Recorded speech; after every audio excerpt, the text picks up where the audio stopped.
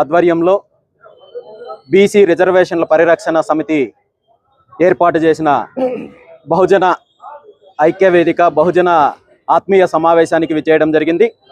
ఈ కార్యక్రమం యొక్క ప్రధాన ఉద్దేశము తెలుగు రాష్ట్రాల్లో కావచ్చు, దేశంలో కావచ్చు 150% పైగా ఉన్న బీసీలకు జరుగుతున్న అన్యాయం పైన కావచ్చు, బీసీలకు రావాల్సిన రిజర్వేషన్లు, హక్కులు, అభివృద్ధికి సంబంధించిన అంశాలు కావచ్చు, ప్రధానంగా కేంద్ర ప్రభుత్వం గత కొన్ని రోజుల క్రితం ప్రకటించిన కులగణన ఏదైతే ఉందో ఈ కులగణన పారదర్శకంగా చేపట్టి బీసీలు ఈ రాష్ట్రంలో ఈ దేశంలో ఎంతమంది ఉన్నారో లెక్కలు తేలిన తర్వాత జనాభా దామాషా ప్రకారము బీసీలకు రావాల్సిన విద్యా ఉద్యోగాలు, స్థానిక సంస్థలతో పాటు చట్టసభల్లో రిజర్వేషన్లు కల్పించాలని చెప్పి అది 44% లేదా బీసీలు 50% ఉంటే 50% రిజర్వేషన్లు కావాలి, 60% ఉంటే 60% రిజర్వేషన్లు కావాలి।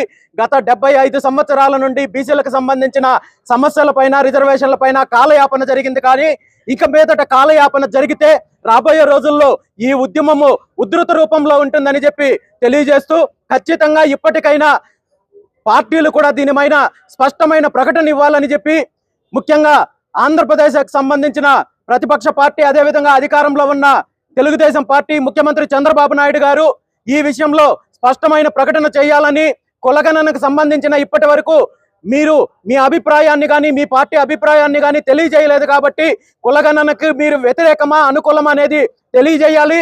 తొందరలో కులగణన పూర్తయ్యి జనాభా దామాషా ప్రకారము బీసీలకు విద్యా ఉద్యోగాలు, చట్టసభలు అదేవిధంగా స్థానిక సంస్థల్లో రిజర్వేషన్లు కల్పించడానికి మీరు పూనుకోవాలని చెప్పి ఈ సందర్భంగా డిమాండ్ చేస్తూ, అదేవిధంగా ఎన్నికలకు ముందు కూటమి ప్రభుత్వం ఇచ్చిన హామీ ఏదైతే ఉందో బీసీలకు రక్షణ చట్టం కల్పిస్తామని చెప్పి ఈరోజు 14 నెలలు గడుస్తున్నప్పటికీ ఆ ఊసు కూడా ఎత్తననే పరిస్థితుల్లో చంద్రబాబు నాయుడు గారు ఉన్నారు।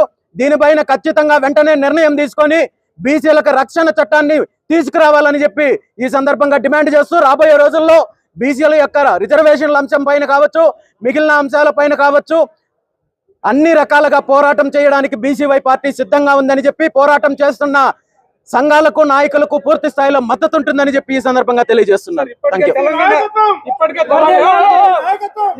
ఈరోజు తెలంగాణ రాష్ట్రంలో జరిగిన కులగణన ఏదైతే ఉందో అది పారదర్శకంగా జరగలేదు, ఇందులో కుట్ర ఉంది అని చెప్పి స్పష్టంగా తెలుస్తోంది।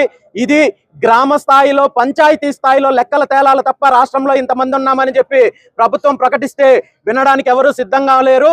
ఈరోజు ఇది కేవలము తెలంగాణకు ఆంధ్రాకో కాదు, దేశవ్యాప్తంగా కులగణన జరగాలి। దాని ప్రకారం ఈరోజు దేశంలో ఎస్సీ ఎస్టీలకు ఏ విధంగా అయితే రిజర్వేషన్లు ఉన్నాయో చట్టసభల్లో, స్థానిక సంస్థల్లో, విద్యా ఉద్యోగాల్లో ఆ విధంగా ఒక్కొక్క రాష్ట్రంలో ఒక్కొక్క రకంగా కాకుండా దేశంలో పూర్తి స్థాయిలో సమాన స్థాయిలో బీసీలకు రిజర్వేషన్లు కల్పించాలి। అంతవరకు పోరాటం చేయడానికి సిద్ధంగా ఉన్నాం। ముందుకు రాని బీజేపీ పాలకులు కేవలం రాహుల్ గాంధీ చేసినటువంటి డిమాండ్ తోనే ఈ రోజు దిగి వచ్చింది అంటారు, దీనిపైన మీరేమంటారు?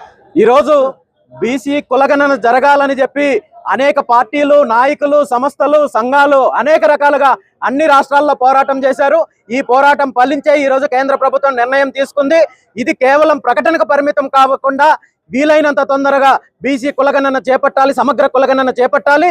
జనాభా దామాషా ప్రకారము బీసీల యొక్క నిధులు కావచ్చు, హక్కులు కావచ్చు, బీసీల యొక్క కావాల్సిన వాటా ఇవ్వాలని చెప్పి ఈ సందర్భంగా డిమాండ్ చేస్తున్నాం।